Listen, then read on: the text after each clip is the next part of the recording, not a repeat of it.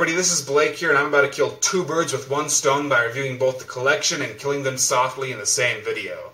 The Collection is a sequel to the 2009 torture porn flick, The Collector. I'm not a big fan of torture porn because the Saw franchise pretty much mastered that formula to such perfection where you cannot make a torture porn movie and not have it resemble one of the Saw films in some way, shape, or form. And usually they're just watered-down imitations. What made The Collector unique was that even though you pretty much see all the elements that were created by the Saw films, The Collector actually beat most of the Saw sequels at their own game. The Collector provided lots of cool traps, twisted death scenes, but it also had much more endearing characters, whereas in the Saw films, especially when it came to Saw 4 and up, the characters had pretty much been reduced to props who were only there to die.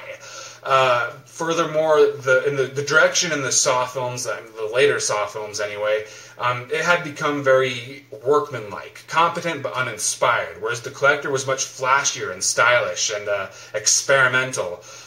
It was very energetic and intense. So The Collector really did what the Saw films were supposed to be doing, which is strange because the director and writers of The Collector, they were the writers of Saw 4 through 7.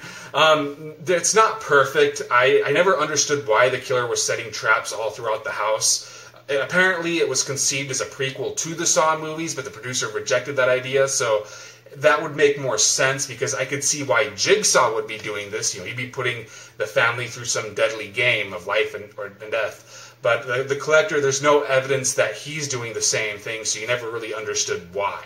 But otherwise, if you like those kinds of movies, definitely check The Collector out. The Collection is much more complicated because its strengths and weaknesses are really closely intertwined.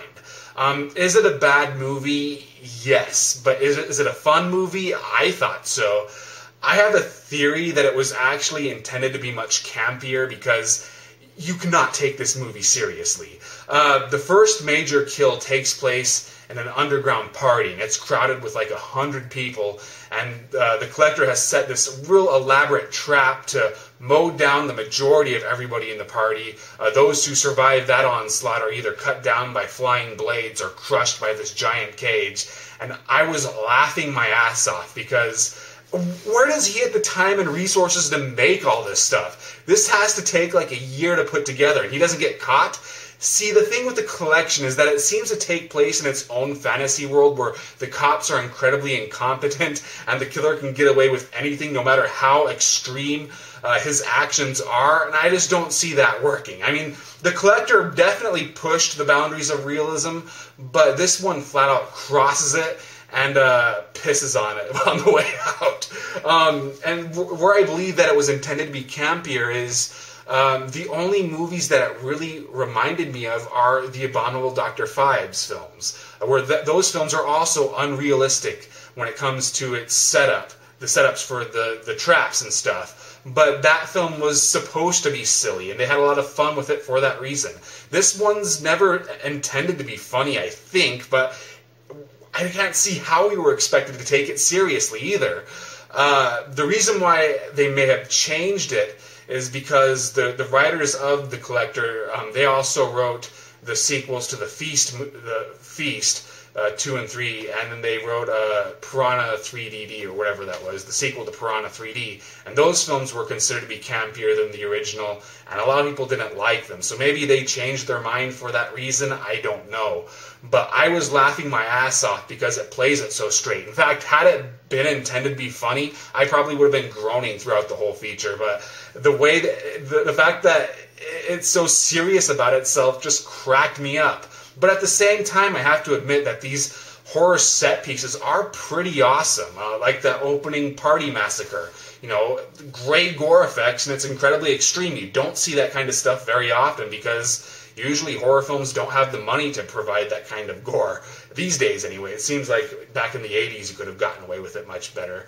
But then it gets crazier once they reach the killer's lair. It's like this over-the-top, I don't know, well, the Texas Chainsaw Massacre too, when they had the they're almost base at the end that would never work in any form of reality whatsoever. This is pretty much the same thing. It's filled to the brim with traps to where you wonder how the killer himself doesn't get caught in any of them accidentally. There's body parts in the laundry chute for some reason, which is weird because you'd think that would stink the place up. And there's like homeless people wandering around outside and they don't notice anything. But once again, in this movie's reality, there is no such thing as logic. You can't really think about that kind of stuff. In the basement, there's like these zombie-like people because he drugs his victims out of their minds. So they act like the rabid victims of 28 Days Later. Stupid as hell, but at the same time, it provides a pretty entertaining action scene. So it just, you have to decide what's going to stick out more to you. Are you going to find it funny like I did, or are you going to think the lack of logic is incredibly annoying? Are you going to be impressed by the gore scenes, or are you going to be more distracted by the stupidity of the whole project? I don't know, but if you like The Collector, I believe it's worth watching, at least as a rental. I do not regret watching it in theaters, but you might. It's a difficult thing to say. You have to make your own decision based off what has been said. So moving on to Killing Them Softly. Okay, how to describe this one? Imagine if the Coen brothers, Quentin Tarantino, Guy Ritchie, and maybe Martin Scorsese got together to make a movie, and they all filmed various parts of the film. But none of them knew what the other were doing in terms of what kind of movie to make. So you have a comedy, then that turns into suddenly a brutal gangster film, then it's back to a comedy, then it's a real depressing drama, and then maybe back to a brutal gangster movie, and it keeps going back and forth, and the tone is all over the place. But at the same time, each individual scene works well. When it wants to be funny, it is funny. When it wants to be intense and brutal, it is really intense and brutal. In fact, there's one beating that really got to me. That was hard to watch. When it wants to be tragic and sad, I felt it. But these pieces don't really work well together. And then somebody here wanted to make an art house movie, so there's a few scenes that are very artsy. One part that was really creative is when a guy who's high out of his mind, it's being filmed from his point of view, and it's just a real weird, but at the same time, pretty interesting scene to watch. And somebody wanted a political commentary. I didn't think that really worked. In fact, to me, that really killed the pacing, because what will happen is you'll have characters walking and they'll have a speech, they'll have a scene like a TV playing in the background with Obama delivering some speech, and they always make sure you hear part of that speech. It takes place when Obama was running against McCain, and there's like one scene where Brad Pitt and I think it was Richard Jenkins, they're driving in a car and they're just listening to the radio where Obama's doing some speech, and it really felt self-indulgent, and I didn't think it tied in very well with the rest of the movie, even though it does have a resolution at the end where they do something with it, but it just seems so tacked on and unnecessary, and that to me is both the movie's saving grace and its biggest fault. You could definitely tell that everybody involved is trying their hardest to make a unique and interesting film, but at the same time, maybe they're trying too hard. It's very self-indulgent, borderlining pretentious, and at times I just couldn't take it seriously for that reason. It's also really awkwardly paced. Some scenes just go on way too long. This really was annoying when, what's-his-face, James Gandolfini, the guy from The Sopranos, shows up, and he's this hitman from New York, and the whole thing with him is that he's kind of going through a midlife crisis. He's kind of a bitter drunk. And I liked what they did with that character, but at the same time, it just seemed like his rants were just so overly written and long. At one point, he has this big speech about sex, pretty much, and then he pauses and stops and like, okay, finally, he's going to move on to something else. And then he just resumes that same conversation. And it's like, okay, this could have easily been trimmed out, and it would have been so much better.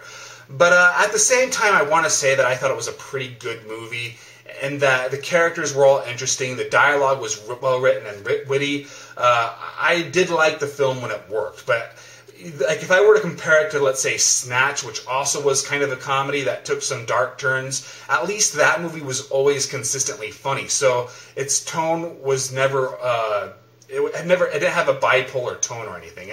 I always thought that it went at a coherent pace. But with Killing Them Softly, it was funny in one moment, then it wasn't the next. And I thought that just made everything kind of bizarre. But as I said, in pieces it works, and I do think that it's worth watching. Just don't expect a great film overall. Would I recommend that you see it in theaters? If you want, maybe. It's not bad enough to dissuade you, but it's not good enough to get you to go out and see it if you had no plans to. So I hope you enjoyed this video. I had to kind of rush through it. Obviously, I don't have a whole lot of time to be making videos currently right now. If you'd like to read my written review of the collection, the link is in the description. Be sure to follow me on Twitter and go to my website, etc. And I'll see you guys later.